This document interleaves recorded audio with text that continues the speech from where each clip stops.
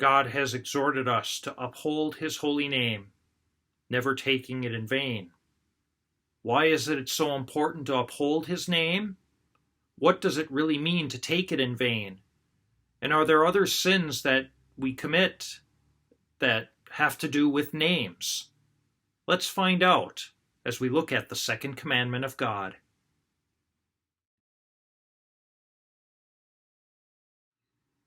The Second Commandment is, "You shall not take the name of the Lord your God in vain." This second commandment among the 10 is recorded for us in Exodus chapter 20, verse 7, just as God revealed it to Moses on Mount Sinai. In order for us to understand the fullness of this commandment, it's important for us to recall the story of God revealing his name and how sacred that name truly is. It was also to Moses that God reveals his name, showing us his sacred name, showing us our call to uphold that holy name. And this was in the story of the burning bush from Exodus chapter 3. Recall that Moses had fled from Egypt. He was in the land of Midian. He had been given in marriage, and now he was tending the flocks of his father-in-law Jethro. It was in this moment that he was led to Mount Horeb, and here he encounters this burning bush that is not consumed, from which God speaks to him and says to Moses that he will be the one through whom God himself will save Israel from Egypt. And Moses, while he protests at first, does put his faith in God. But in the midst of this dialogue between God and Moses, you might recall this part of the passage. It says that Moses said to God, "When I go to the Israelites and say to them, 'The God of your fathers has sent me to you,' if they ask me, 'What is his name?' what am I to tell them?" God replied, "I am who am." Then he added, "This is what you shall tell the Israelites: I am sent me to you." This holy name, God revealing himself as I am, he who is, he that is present. This name is upheld by our ancestors of Israel in such a way that while God reveals it to Moses, never was it commonly used. In fact, in the Holy Scriptures, the very name for God, which we spell with the letters YHWH, and you might even recall not too many years ago how the holy name had to be removed from certain pieces of music used in church because we want to respect that holiness with which the people of Israel, those who are Jewish, would uphold this holy name. The reality is, they themselves would replace it with what we now see throughout the Old Testament as Lord, as a means of upholding the holiness of God's name. And if it is that holy that they would never even say it, at least not commonly, there are a few occasions when it is used in the temple worship. But the reality was that the people of Israel would never commonly use this name, I am who am. They instead would say Lord, or in Hebrew, Adonai. And accordingly, they would never take it in vain. They would never use it in a way that was unfitting or irreverent or casual or any other number of ways it could be described to be used in an improper way. And so for us, it's a beautiful testimony to the holiness of God's name, but also a very good prompting for us to consider in reference to our own keeping of this commandment. You shall not take the name of the Lord your God in vain. For what is it, after all, to take his name in vain? It is to use it, yes, in an unholy way, but it is also to say his name without truly wanting to acknowledge God. So, for example, we might, in a moment of passion, whether it be a moment of joy or, of course, a moment of anger and distress, we might utter his name as an interjection, as our English language would call it, basically an abrupt statement that expresses a sentiment. And in so doing, we are calling upon his name as though we want him to be there. Because again, what is his name? It's I am. And whenever his name is uttered, we are in a real way summoning his presence. We are in a real way wanting the Lord to be near to us. He, of course, always is near to us, but he allows us in our free will to say yes and no to that presence. And so whenever we call upon his name in a proper way, we are opening ourselves to that presence. And so to take his name in vain then is to use it in a contradictory way. It's to say that we want him to be present by using his name when we really don't mean it, because instead we're angry at our neighbor or at something that happened that's unfortunate to us and frustrates us or makes our day a lot more tumultuous or somehow a trial or whatever it is. This is to take his name in vain at the face value.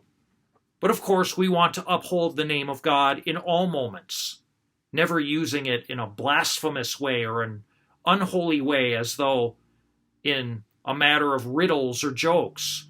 We do not want to use the name of the Lord in a manner that is insulting not simply to God, but even to the followers of God, to those who truly only seek to use his name in a holy way. And perhaps you've had this experience in just casual conversation where people will utter the name of the Lord in vain, and you stand there or you sit there in stunned silence where it's like, do I tell them that they shouldn't be doing that? Or do I make a big scene over what has just happened?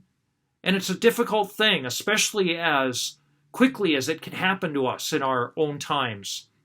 Because after all, with the advent of technology, now it's even in vogue for people to use the name of our Lord in vain through acronyms in text messages, for example. And we don't want to fall prey to this type of casualness with our Lord's name. Think of it this way. Think of something that you yourself hold dear, that you would never want used in an improper way. Perhaps it's even your own name. And we can even joke about this, I suppose, where if we're in a adjacent room to a group conversation and we hear somebody use our name, and then we come through the door and we say, "Who just said my name?" We hope that they're not using our name in vain, to use it to detract from us, correct? We don't want people talking about us behind our backs, do we? And so how much more ought we to only use the name of God when we are intentionally desiring him to be present to us, intentionally wanting him to be all the closer to us, and of course, when we are praising him or imploring him with our needs, to use his name in the most fitting way, even if our needs are urgent or desperate, that we would never want to detract from his name, but always utter it with right humility and love, that our own hearts would be united to him who loves us and desires us for himself. And so this is the importance of keeping God's name holy and never using it in that vain sense of taking it when we don't really mean it. But of course, this commandment has other applications. The whole reality of using God's name as a curse, for example, telling people what we think of them by invoking God's name in a negative way. This clearly, too, is an insult to God's name and a breaking of this commandment.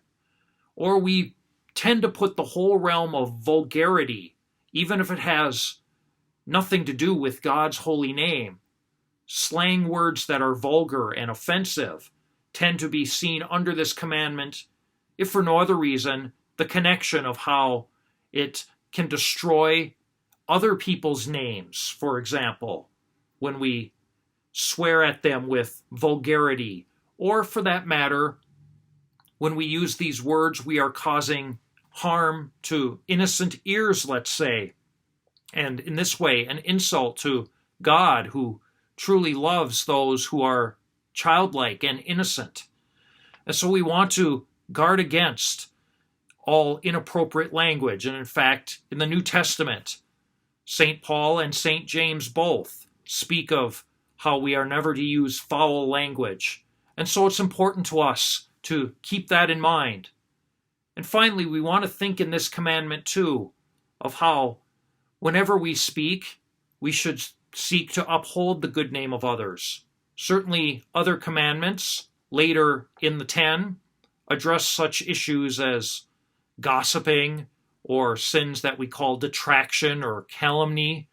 But in truth, right here in the Second Commandment, more directed, of course, towards God Himself and His holy name, we can imply the fact of keeping the good name of others and upholding what is always true and never saying things that bring down the name of another. And so it is that we want to recognize the holiness of God's name.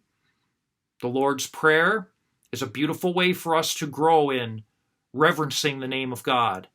For we say, Our Father who art in heaven, hallowed, holy, be your name. And so it is that we can pray and ask for help in keeping His name and be delivered from every temptation to use His name in an unholy way. And the more we continue to grow in upholding the holiness of God's name, the greater our love will become for God, who loves us and who calls us by name. May God bless you.